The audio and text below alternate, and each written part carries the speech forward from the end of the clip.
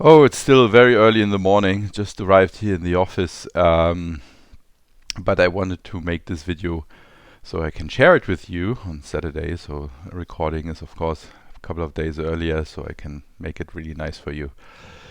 It's early days, but welcome to part two of the Mooney annual. And like I had kind of made a promise in part one that there's a big reveal on the success or not success of the annual. I can spoil it for you right now. It's good news. The Mooney has um, achieved the airworthiness for 2023 with flying colors. So no issue at all. A couple of spots we looked at and a couple of paperworks we did, but it was not too bad. Overall, the experience in northern Germany, southern Denmark was very pleasant. It was very professional, both with the shop as well as with the inspector. So I'm saying northern Germany, southern Denmark, because the shop hangar is actually in southern Denmark in an airfield called Padburg, and the inspector has his place, offices, and also a shop in Flensburg itself, which is northern Germany. So overall, very positive. A couple of things that I wanted to share with you because I did not have the time to record a lot of video there. I picked two very interesting aspects of the annual. One is the list of airworthiness directives that for the first time I had a chance to actually go through every AD of the Mooney, and I picked a couple of ones that are interesting, and the other is the boroscopy. Now, as you might know, the engine is on condition, and that requires me to stick a boroscope into the cylinders, which from a maintenance philosophy, I actually share the philosophy of Mike Bush, and there's a very nice video over here that I link here, which is Mike's talk about how valves are best maintained and inspected, and the evolution understood how they should look like. That is the second part of what I would like to share with the annual. And of course, I will not deprive you of the pleasure of watching the flight back, which was into the sunset from a place in northern Germany where I filled the tanks back to Rotterdam, and that will be the interesting, hopefully interesting things to see today. So let's start with the AD list. I made a nice electronic list and I go through it with you so you can see a couple of interesting aspects in it. So here we have the airframe tab, and I digitalize that into a nice worksheet. So that's also my intention to continue maintaining this worksheet if and when there will be new airworthiness directives. So you can see it's the Mooney, the serial number, it's our Mooney, and the appliance, for example, that are in the list associated with the airframe is the air filter bracket, the autopilot, the LT, and so on. And even if there, for example, if there's a AD against the Garmin and GNS, then this would go in this list as well. So the interesting philosophy behind these AD lists is that we're tracking all ADs that are relevant, including the ones that might not be applicable, and the determination whether or not they're applicable has to be signed off by the AI. And okay, the idea behind that is, of course, you want to make sure that everything is covered and you're not missing any issue with the aircraft that might make it unsafe. So let me look at one I think that's quite interesting. So here's an applicable one that came out in '98. The AD number is 98-24-11, and it was about cracked aileron control links. Of course, you don't want to be in a situation where you are suffering loss of control because your link to the aileron broke. And that was inspected as requested by this AD in February 2000 by this AI. And I guess there was the gentleman in Switzerland from the previous owner. And he basically confirmed at the airframe time 1761 that that was complied with by installing new links with an with an applicable kit. And here are the part numbers of these kits that at the time were sent around to all Mooney owners to make sure that these links are not cracked. So that's an important one. Of course, there are smaller ones. For example, here's one from 2001 where the GNS was, in some models of the Mooney, was suffering from external noise and then showing a kind of a vibrating cause deviation needle. But that was found to be not applicable by the same gentleman in Switzerland, by the aircraft serial number, because the AD was constrained to very limited number of serial numbers for the Mooney. So that I think that's a great example how that works. In our case, we can also look at the engine. The list for the engine is much bigger. And of course, the appliances to the engines are also different ones. The air filter does belong also here, but fuel injectors are clearly associated with the engine more than with the airframe or fuel pumps and so on. So here is a couple of ADs on the magnetos, and they're all some of them are applicable and they're complied with. And typically, because the engine was overhauled back in 1991, you see very often the note here complied with at overhaul. And this is a typical list for an IO 360-A3B6D, which is the engine in our Mooney. And then there's the prop, and the prop is interesting in our case because on the 20th of August 2018, a new prop was installed. It's now 200 hours on it, so all the ADs against the prop are either complied with or not applicable, and so the prop is basically covered in terms of ADs. It's a pretty standard prop now, the 3-blade Hartzell, so there's nothing on there right now. That's the list of ADs, and I thought I'd share that with you as perhaps an inspiration to also go to digital, because once this is set up, it's much easier to expand. I keep my records in a safe place and share only readable, basically read-only documents with the shop. So, and even according to the FAR, the owner is responsible for maintaining the records and the complete AD list. So I would that's my approach to complying with that requirement.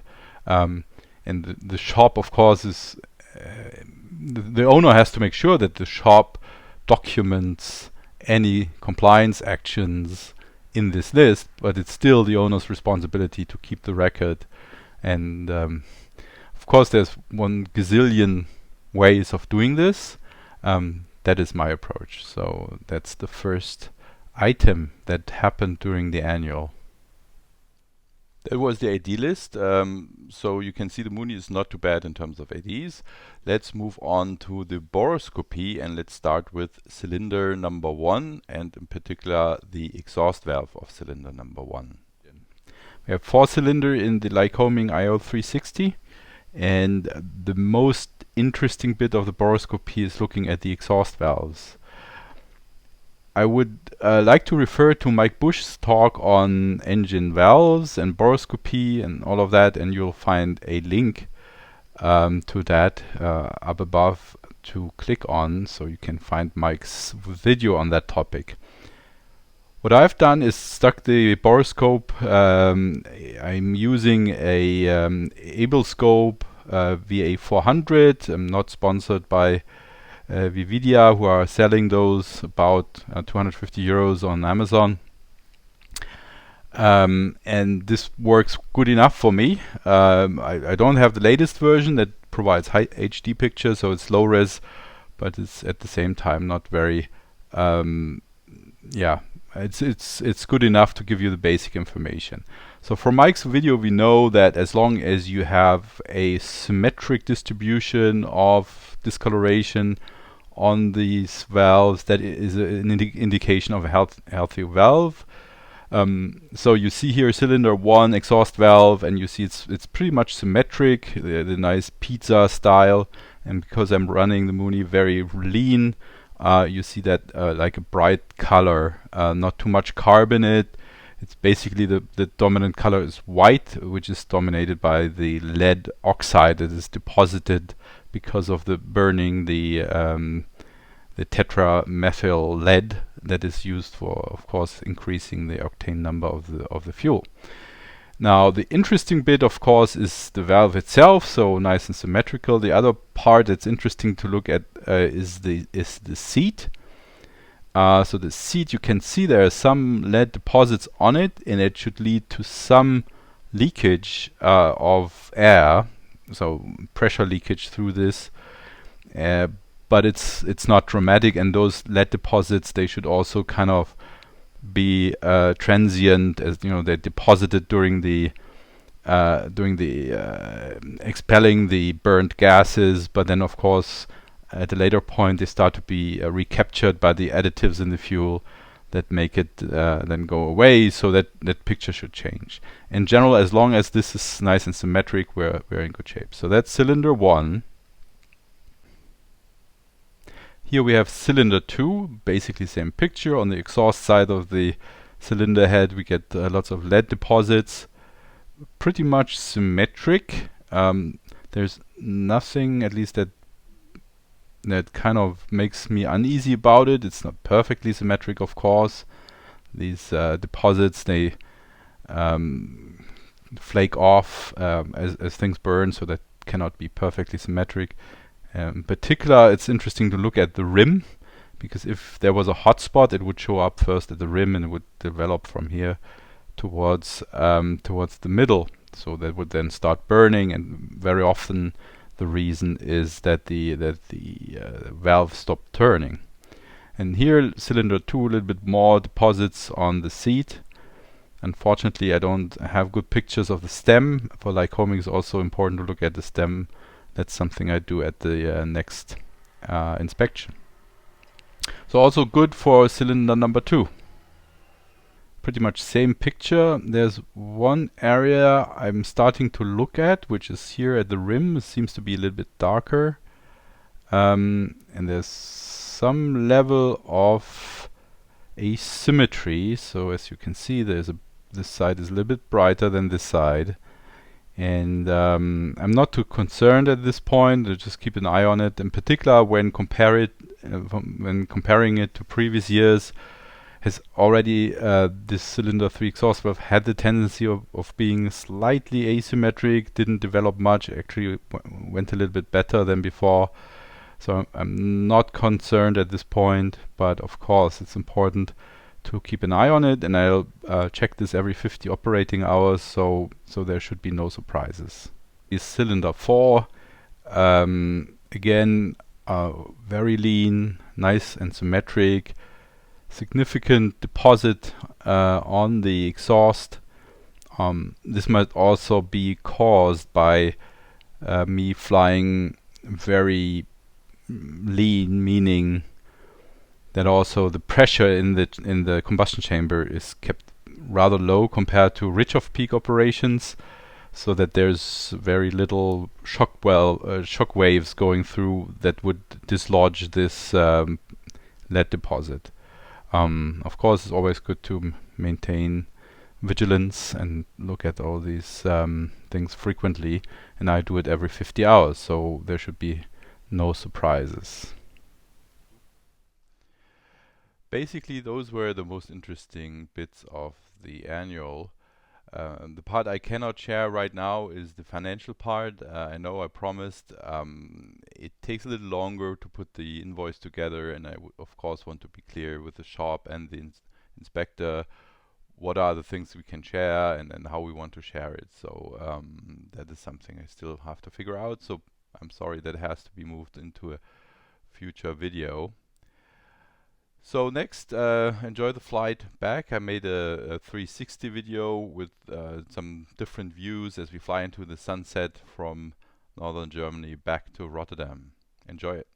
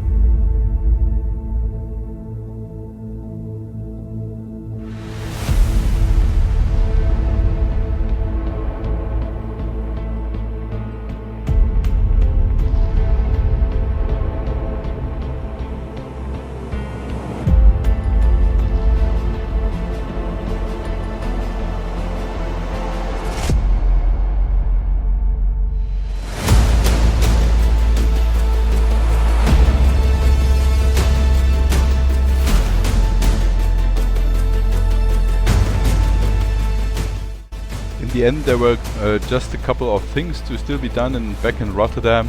During the flight, my iPad mount on the yoke broke. I had to get a new one, and then I wanted to move the engine heater plates, so I took the cowling off, had to move that and put it back together, and that's also a final thing I did. So all, even the smallest squawks are now done. Mooney is back in service.